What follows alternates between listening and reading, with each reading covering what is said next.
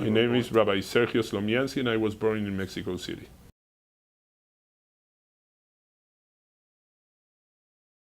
My grandparents, from my mother's side, they were very religious. They used to live in Israel. That had an impact in my upbringing, so that I should get closer to my roots, and that eventually I should want to become a rabbi.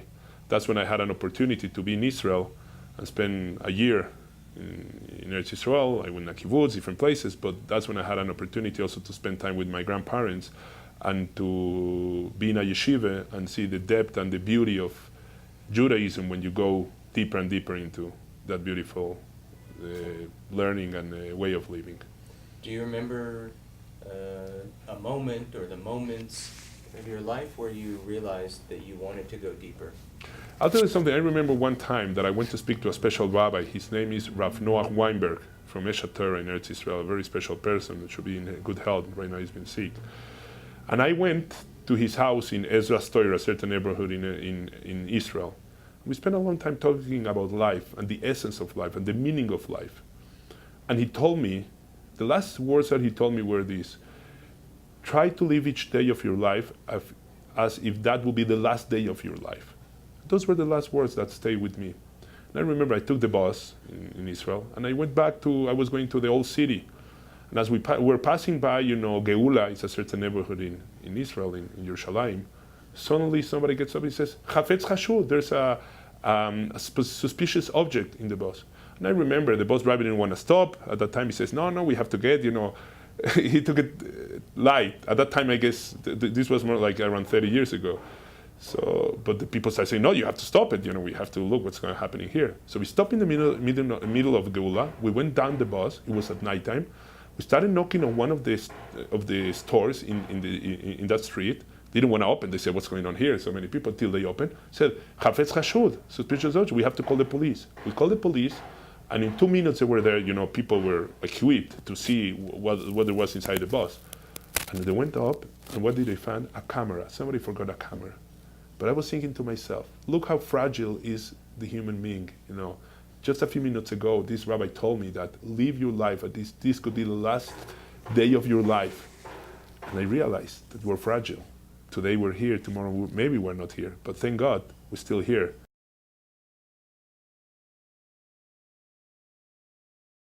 If you inject spirituality in your life, I guess your life is a different type of life. To share this spirituality with other human beings, with other people, with other Jews, with non-Jews either, when I go to different events or things, but to be able to share that spirituality with other people and to give meaning to their lives, to be able to make them think how you can give more meaning to your lives, I think that's part of my mission.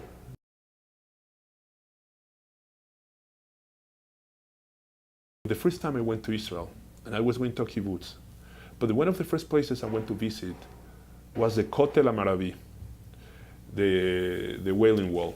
And when I was there, I was thinking about all that I heard about that special place. And I wanted to feel it. And somehow I couldn't feel that connection in a special way to the Wailing Wall. I said, how could it be? What's happening here? After I had the opportunity to learn in yeshiva and to delve into our roots and what's Judaism all about, and to see the beauty of Torah, then afterwards, when I went to the Kotel HaMaravi, to the Wailing Wall, somehow it was different, had more meaning, had more depth, and it touched my heart. Tell me more. When did you go back? What was the experience? I'm saying just to go back to the Kotel after you know what's behind it, not just as a historical site, but there's so much behind it as for a people that has survived through thousands of years in history, because we have adhered to our Torah, to our roots, to our principles, to our essence as a nation, and we've been close to God. Somehow that gives meaning to a wall. Otherwise, it's just another archaeological site, not more than that. But when you connect it to the Torah, somehow that takes meaning and touches your heart.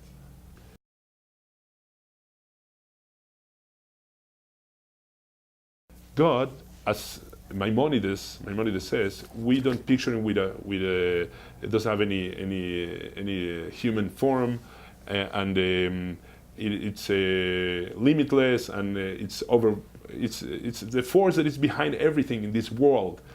So, but I have the picture of God as somebody or some force that is benevolent, compassionate, wants the best for his creatures. He wants us to do good. The same way God gives us good every day, every single moment. He showers us with good things without expecting anything from in return. I guess that's part of the message to human beings, to humankind, that we should try also to do good, to make this world a better world to be, and not because we expect something in return, just because we want to do good. We identify with that concept that God has taught us through our lives.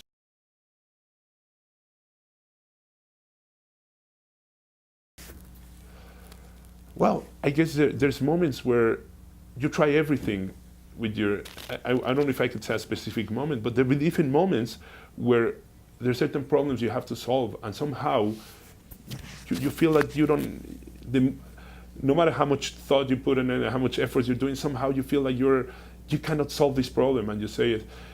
Shira Malo is Esainai Arim is like one of the psalms that David Amelech, King David, used to say. Where is he going to call my help? Who is he going to call my help when I feel that nobody can help me at this specific difficult moment of my life?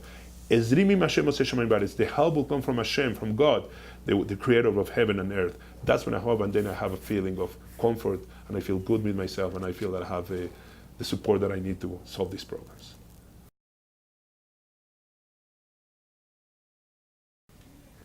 I'm somebody who believes firmly that if you have spirituality in your life, you have meaning in your life. But if you're only looking for pleasures, if you're a pleasure seeker, somehow that's empty. It's lacking on something. So to inject spirituality in your life, to be able to be close to God, and to be able to do good in this world, like it's written, Olam Chesed Yibani. This world gets built up through Chesed, through actions of good actions, of benevolent actions. That somehow builds up this world. If you have a mission and you understand these principles and you devote your life to those principles, then your life becomes something beautiful, something so nice, and something you want to share with other people.